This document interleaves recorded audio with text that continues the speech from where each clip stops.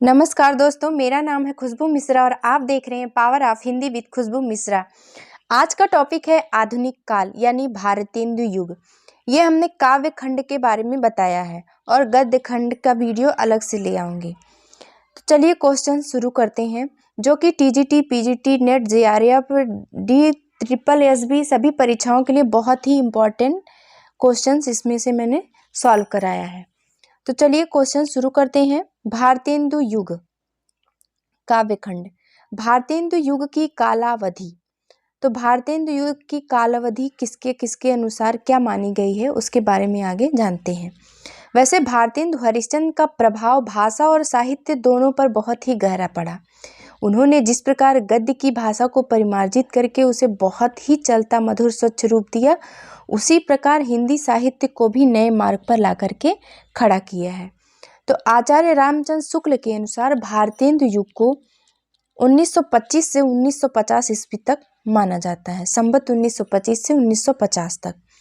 मिश्र बंधुओं ने ये समय 1926 से 1945 विक्रमी संवत तक माना है, जबकि राम कुमार वर्मा के अनुसार 1927 से 1957 विक्रमी संवत माना गया है। और डॉक्टर केसरी नारायण शुक्ल के अनुसार 1922 से 1957 विक्रमी संवत तक इसको माना जाता है। डॉक्टर रामविलास शर्मा के अनुसार 1925 से 1957 विक्रमी संवत तक जो है भारतेंदु युग को मानते हैं। अगला क्वेश्चन है, आचार्य शुक्ल ने संवत 1925 से 1950 तक के काव्य खंड को क्या कहा है। तो आचार्य रामचंद्र शुक्ल ने जो है 1925 और 1950 तक के जो काव्य खंड हैं उनको नई धारा, प्रथम उत्थान की संज्ञा दी है। अगला क्वेश्चन है, भारतेंदु युग की कालावधि मानी जाती है। तो भारतेंदु युग की कालावधि 1868 से 1900 ईस्वी अथवा 1850 से 1900 ईस्वी तक मानी जाती है। अगला क्वेश्चन है, भारतेंदु पूर्व की ब्रज भाषा में रचित श्रृंगारिक रचनाएं। तो भारतेंदु से पूर्व जो है, जो ब्रज भाषा में श्रृंगारिक रचनाएं रची गई थी उनके बारे में जानते हैं। परीक्षा में इन सब में से जरूर आता है, इसको आप लोग ध्यान से पढ़िएगा। पहला है सेवक। सेवक के अनुसार तो सेवक ने नखशिख लिखा है बरवे छंद में। अगले कवि हैं सरदार कवि, जिन्होंने षड्ऋतु साहित्य सरसी श्रृंगार संग्रह काव्य ग्रंथ लिखा है। अगले हैं चंद्रशेखर वाजपेयी, जिन्होंने नखशिख हमीरहट वीर काव्य लिखा है।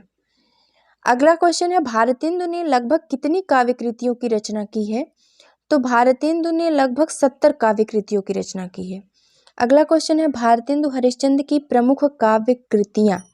तो भारतेंदु हरिश्चंद्र की प्रमुख काव्य कृतियां हैं, पहला है प्रेम मालिका, दूसरा है प्रेम सरोवर, वेणुगीति, गीत गोविंदानंद, वर्षा विनोद, विनय, प्रेम पचासा, प्रेम फुलवारी, प्रेम माधुरी, प्रेम तरंग आदि।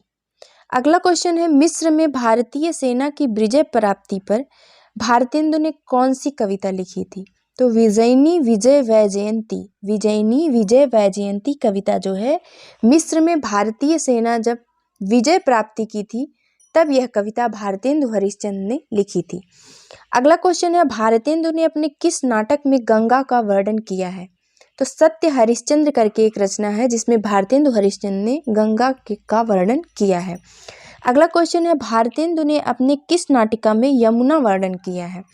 तो यमुना का वर्णन चंद्रावली नाटिका में भारतेंदु हरिश्चंद्र ने किया है। अगला क्वेश्चन है, प्रकृति चित्रण की दृष्टि से भारतेंदु की कविता जो सबसे प्रसिद्ध है कौन है।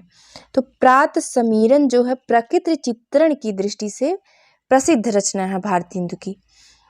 अगला क्वेश्चन है, भारतेंदु युग में किस उपनाम से कविताएं भारतेंदु उर्दू में किस उपनाम से कविताएं लिखते थे।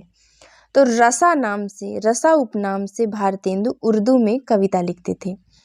अगला क्वेश्चन है, पैरोडी, स्यापा और गाली के रूप में कविताएं किसने लिखा। तो भारतेंदु ने पैरोडी, स्यापा और गाली के रूप में कविताएं लिखी है। अगला क्वेश्चन है, भारतेंदु युग में किन कवियों ने प्रतीक शैली का प्रयोग किया है। तो भारतेंदु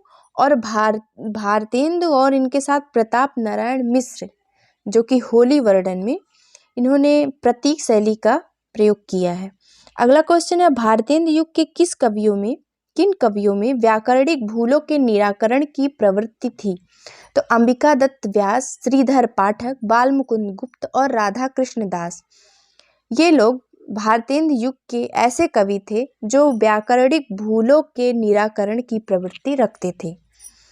अगला क्वेश्चन है, भारतेंदु की प्रसिद्ध कविताएं। जो भारतेंदु की प्रसिद्ध कविताएं हैं उनके बारे में जानते हैं।